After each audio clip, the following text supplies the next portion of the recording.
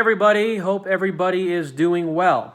Well, I wanted to take this time to really give some updates about what's going on in our society in general.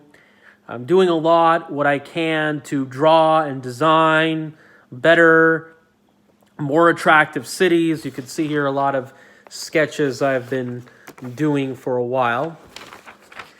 Well, let's start off by talking about the fact that the recall for Gavin Newsom is going to happen, all right? It's going to be really interesting how this plays out. Look, folks, I have a lot of issues with both parties in this country, but California has really brought out the worst in the Democratic Party. There's no doubt about it. Keep in mind, though, that for much of the period between 1960s to 2011, California has been governed by Republicans. So a lot of the problems that California is facing is coming from both parties. But then again, in the last, 10 years or so that they've been in power, it's been getting worse under Democrats. And we know that Newsom, there's no guarantee that whether his policies have worked or not, or whether they were effective. He hasn't followed his orders from the French Laundry incident. I mean, I personally have thought about going to the French Laundry, just trying to check it out. But yeah, they don't follow their orders, just like climate change. That's the thing you got to really understand. And we're going to see how this recall works. The problem, of course, is that for a lot of people on the right, that the Republican that we're going to get, they're not going to be as right-wing as many of the other states across the country. They're probably going to be more of moderate. Then again, I think it's a great opportunity to really shake things up in the state because we really need it. That's the situation that we're in right now. What do you guys think about this? Is this recall going to work? Is it going to fail? Who knows? But I can tell you, I can recall from the 2003 recall, I was living in the state of California when it happened. And one of the things that happened was, well, we got Arnold Schwarzenegger. A lot of people were not a fan of him. And he didn't actually make things better. He was basically a setup to further sabotage the Republican Party, just like what happened with Brian Sandoval in the state of Nevada. It was just basically a hijack, and they do all these horrible, shady things when people least expect it. Let's talk about the new districting that's happening in this country. Now, as you know, red states overall, they gained 1 seat. Here's why this is quite of a concern. Texas gained 2 seats. And what I'm really concerned about is, given the level of demographic change, although last election results proved otherwise, and given the fact that you look at how this current administration wants to keep flooding people in, although it's really backfiring, and although overall levels is, I believe, not as high as they used to be several years ago, legal or illegal, the fact is that they know that if Texas continues to change the way it is, it's no longer going to be a red state. And they're going to have so many electoral votes that as a result, you're going to see Texas may become a purple state. It's getting there pretty close. And then it might as well tilt to a more blue state. And it can certainly happen by 2040. A lot of you folks out there thinking that, well, all these new census results are going to be all this great. Think again. I've been telling you this many, many times. And this can happen to Florida, North Carolina. Because usually the states that have a lot of economic growth, even though they're red states, they can become blue states. Because the problem is that the immigrants move to those states and they bring their voting habits, kind of like what they did in Nevada and Arizona and all these other states, and they change the politics of those states. This is why I tell a lot of people economic growth in terms of elections, in terms of forecasting, is not a good thing for the Republican Party.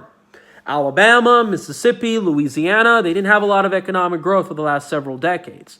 And they're still fairly red states. Wyoming, Nebraska, Missouri, I could go on.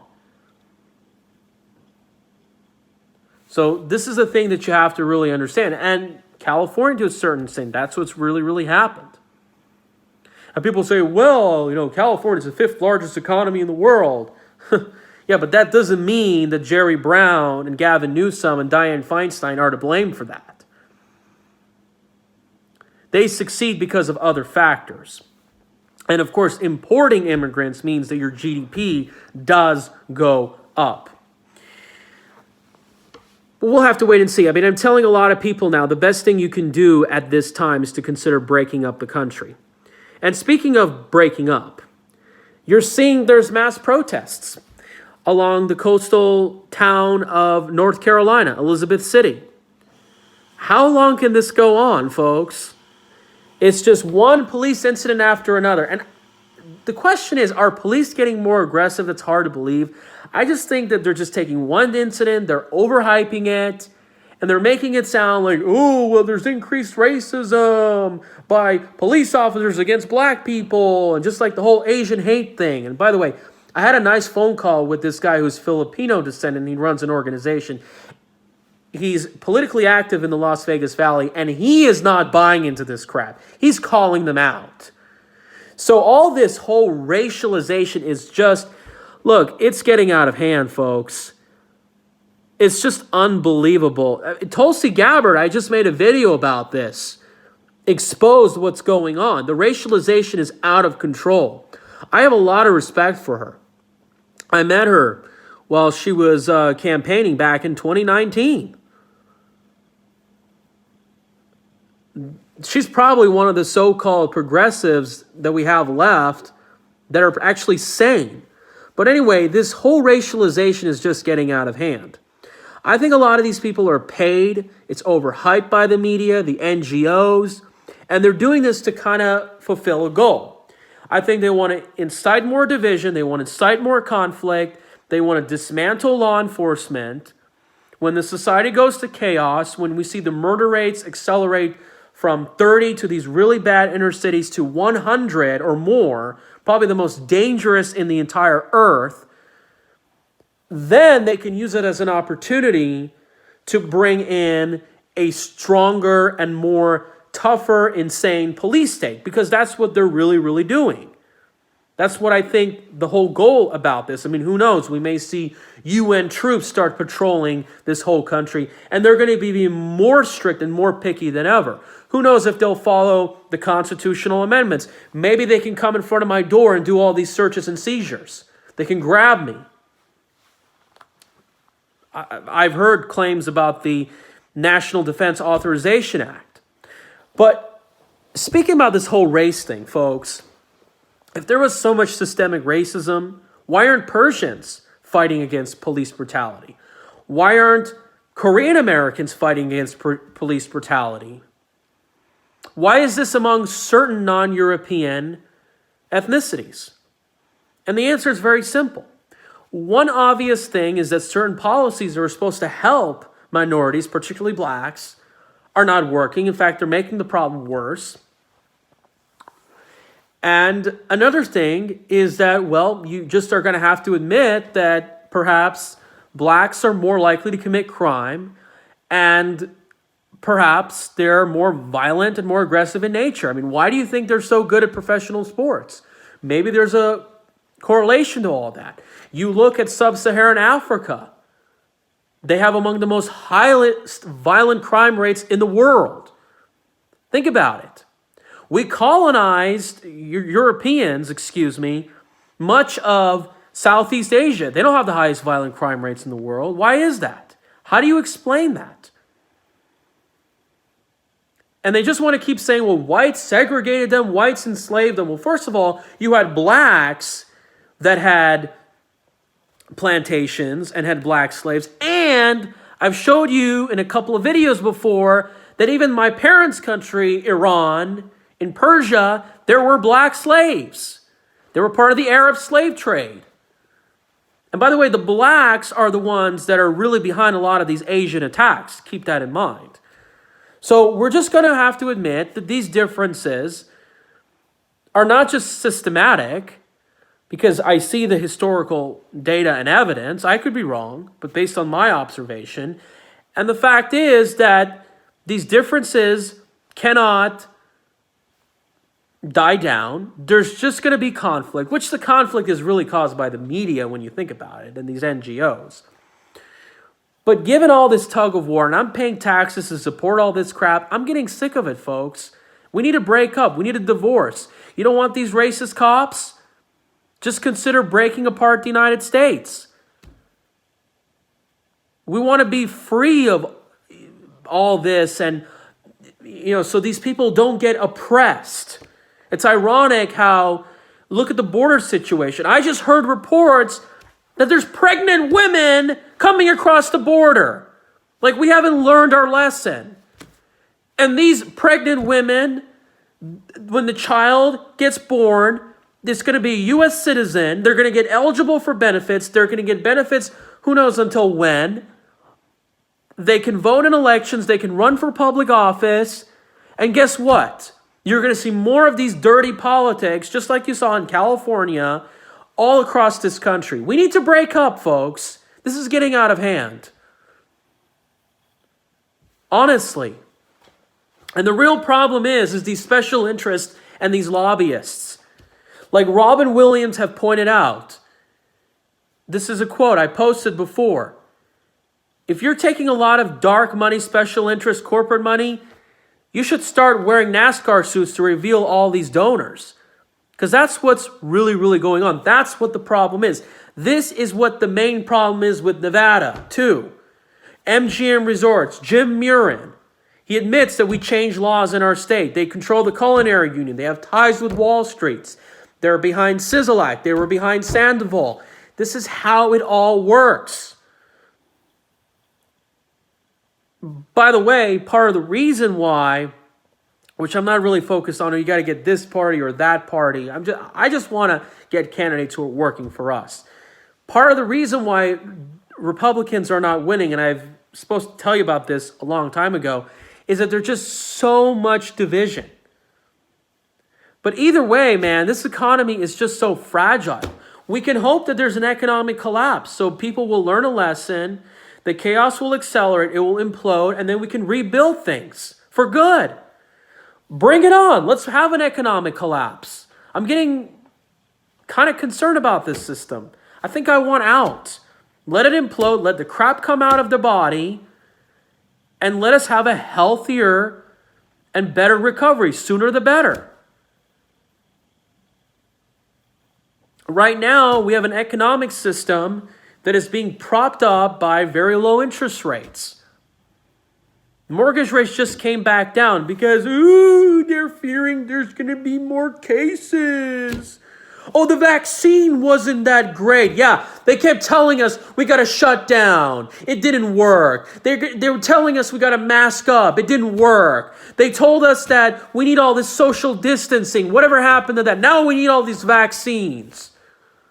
This is one of the reasons why I'm glad, and right now I'm not considering applying anywhere, because they're going to make us take these vaccines, and I don't want these poisons in our body.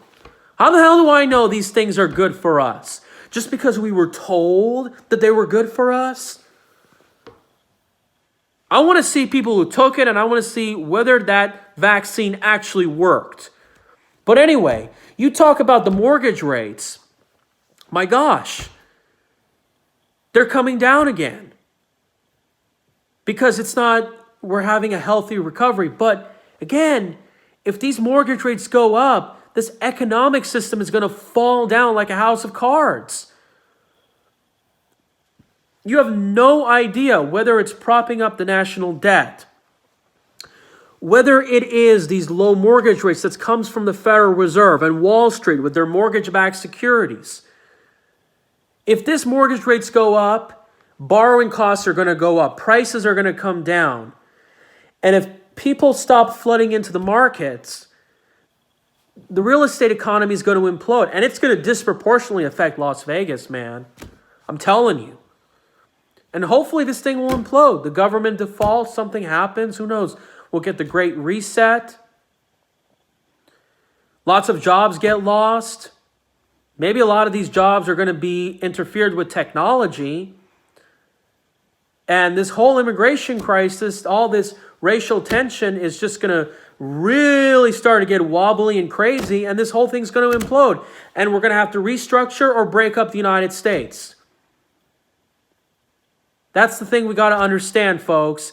And I can tell you, I'm reading these articles, reading about food inflation, home price inflation, car inflation. It's getting out of hand, folks. The reason why perhaps we are seeing not a good real recovery is because of rising prices. In fact, that's why the so-called Obama or the Trump economy recovery, whatever you want to call it, wasn't all that great, because we were having rising prices that were beating inflation much of the time. What kind of economy is that? We need low prices so people can save. They have more discretionary spending, and it needs to be focused more on savings and productivity, not borrowing and spending mainly. This is just so artificial. Now, of course, personally, I don't have serious financial problems. I'm doing well. But I'm walking around and I'm seeing such a sick world, man. It's just disgusting. I don't know what to really tell you, folks. We're just living in very unprecedented amount of times. And while we should be focusing against the corruption and abuse of Wall Street, these elites who are disproportionately light-skinned colored males, we're out there fighting each other, like George Carlin has said, creating race, identity politics, gender, all this kind of stuff. And we know the Democrats are disproportionately pushing it so they can protect their donors and they can create fighting with among each other. And then you, the average white person, is being shoved aside. And the trouble is being ignored. And these people who are powerful, they're laughing their way to the bank. Yeah, that's what we have, folks. This is how dirty things really are. You guys need to do what you can to spread these videos, to get this information out there, because I'm counting on you. Anyway, thank you so much. I'm glad you guys tuned in.